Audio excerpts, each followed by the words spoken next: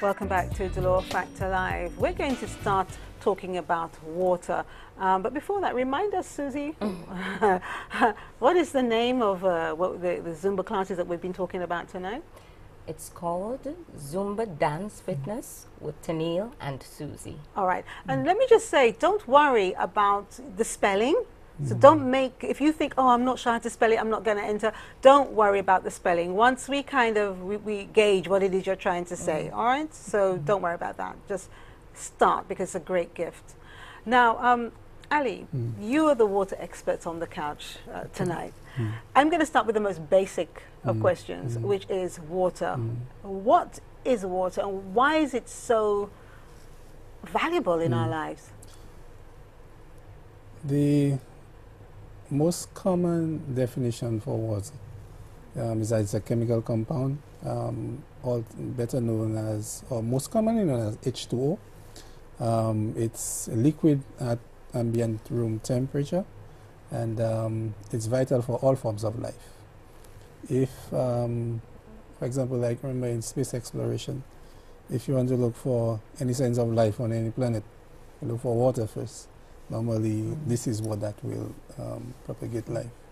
So this is what I would say water would be. Okay, and what are the nutrients that can be found in water? The two most common ones, they would be fluoride, normally good for your teeth. I think you may get a bit of calcium, also good for your bones. They're the most common ones. You may get other nutrients, which may probably be better for plants, but not necessarily for us. Because I think I've seen sodium in water. Yes, a bit of that. Even our bodies do require a bit of that too. How are we, generally speaking, how are we in St. Lucia when it comes to our knowledge of proper usage of water? How knowledgeable are we in terms of, well, this is good water, we can drink it, this is not good water, we shouldn't drink this? I'd say basically we have a very good knowledge. If you look back at, for example, health reports, although you may find few cases of maybe diarrhea, but it's not as common as it used to be, let's just say 20 or 30 years ago, because I guess the practices that people adopt now, they're much better than what it used to be before. So people are more knowledgeable. They, for example, in washing of hands, they know before you take in anything, you always clean your hands first. Even our, let's just say our treatment processes are much more improved. People are more aware that the risk of pollution and how that pollution can come back in terms of maybe getting re-entry into the water systems and all that kind of thing. So I guess people are generally more aware of water. And what's WASCO's kind of main role? We just know WASCO as the water provider. You know, but when you say the water provider, there's two words, but it's not a two-word thing, is it? No. Our business is a very complex one. One that a lot of people take for granted. For example, you would see this nice clean water coming out of your tap, but you may ask yourself, how does this happen when the river is so dirty? It actually goes through a complex process. It would start with abstraction, where you have to collect the water from the river. Then you have to get, that water has now to go through transmission pipelines to get into a treatment plant. Now this is where the very interesting chemical processes take place, where you would start with basic screening to take out maybe leaves, twigs, branches, that kind of stuff. And then you would start with coagulation, where you get these very dirty waters, a lot of solids that are suspended. What you want to do now, you want to cause these suspended solids to settle. So now you would add something called a polymer called a coagulant. That polymer would exert a negative charge into the water. Now, since the particles are positively charged, it will cause them to come together to become larger and heavier. Now this causes a bit of settlement, and then from there the water now moves over to filtration system, where it removes the solids that did not settle, and then it goes for chlorination and then distribution. Oh, It's my quite gosh. interesting. I won't tell you It's to say more- that again, although I yeah. need to hear it again. It's So more complex. how long does that process take? It depends on the size of the plant. It would be a couple of hours.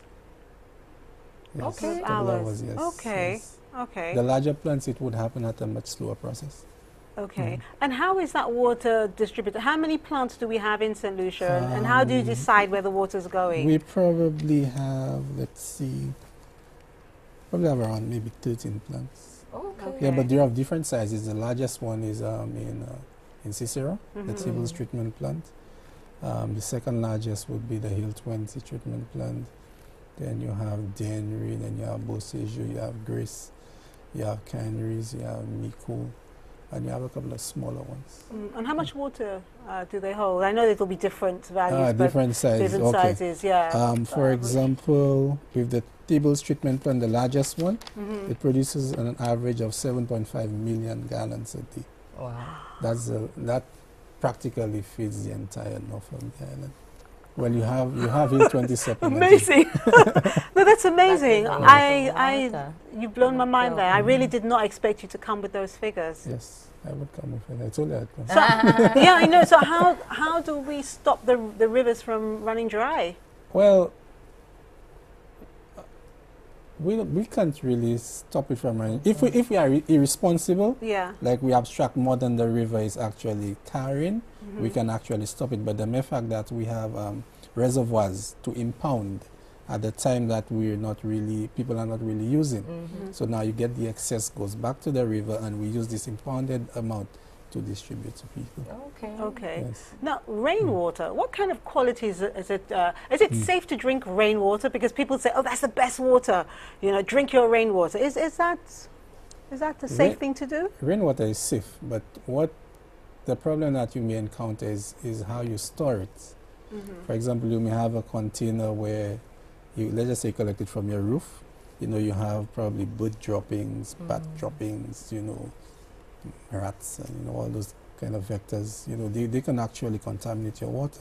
So whereas you may think that, oh, I have rainwater, which is clean, it's contaminated by all those So droppings. how can you prevent it from getting contaminated? Some people actually put in this screen over. Over Let's just the say they top, have a drum, but Mm-hmm. what stops the let's just say the rat dropping from falling on this screen and more water falling on it?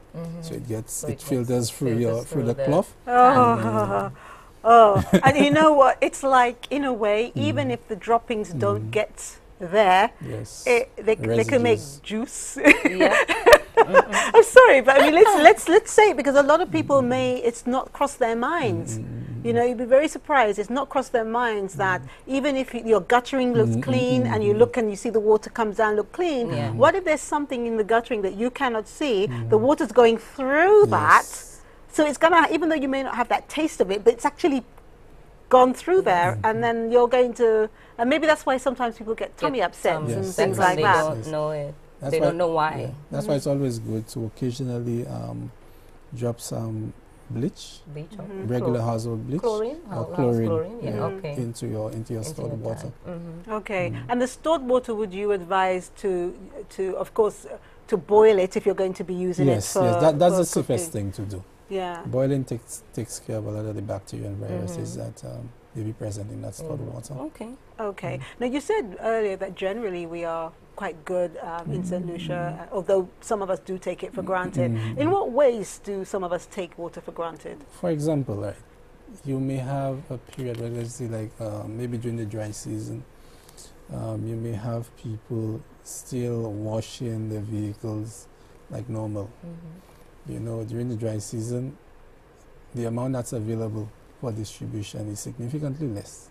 So the less people consume, the more is left in storage to further distribute to people. So there's always more when the need arises. But if you keep on wasting, if it gets really crucial, there probably might not even be enough to comfortably supply people.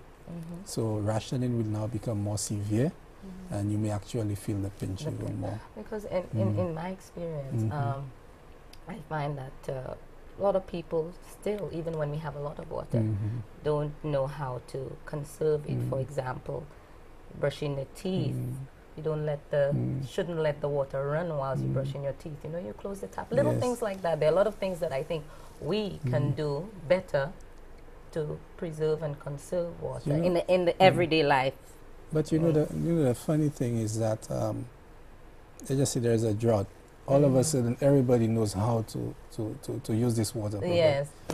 Yeah. But during the rainy season, sometimes because well, with me at home, I always, when you open the shower, I close the shower and then soap up and then rinse. Even in the dry season, but I have people who don't do that, and it's like, yeah, you get a bit annoyed about that. Yeah, but you know, like, because maybe some of us are just not aware of. You know, you get into a habit of doing certain things, and you're not aware that you are really probably eventually harming the environment in a sense. And you'll also find that the most wasteful people are those who get water every day. They don't respect it as much as those who get it maybe 3 times a week or 4 times a week. No, when we talk about water and more, of course, as drinking, but what about when we use it for washing our dishes or even washing machines? How much water does a washing machine take? Because everyone worries about how the electricity bill. They'll say, oh, don't use your washing machine because it's pulling a lot of electricity. But in terms of water, does it pull a lot of water? Oh, yes, it does. I think an average washing machine uses around 60 gallons per washing cycle. No. Yes, it does. 60 you sure? 60 gallons? Approximately 60. For one cycle? For one, so one wash. One wash. Yeah, one wash. Yes. No rinse. No, I mean the whole wash cycle, yes. Around 60. Sorry, these figures are well. I'm glad that I do a lot of my stuff hand washing anyway, because I think that's the best way. You know, Really? You do? Yeah. You have very nice hands. No, I do. I think that the best care of your clothing is to hand wash them. Yes. That's the best care. You know. You know, and if you're looking at your electricity bill, I think that apart from electric cookers, they tell you the electric cooker will pull more, and but the washing machine pulls it as well. So if you start to wash your hand wash, you're actually doing yourself a service, because now you're not going to be pulling as much water. Yeah, that's amazing. Well, you're coming with some figures here tonight that I find it's incredible. Yeah, the gallons. Yeah, but I mean, traveling around the Caribbean and looking at water usage, how are we faring in St. Lucia when we look at comparing with other Caribbean islands? I don't think we fare that bad. Most of the islands are almost the same, so the habits would more or less be the same too. So in terms of consumption patterns, I think we're generally the same. Okay. All right, good. Well, we're going to go to a break, and I know there were a couple of pictures that we wanted to show our viewers, and we'll do that too. So if you saw some pictures, we will explain what they are. This is The Law Factor Live on DBS. We'll be right back.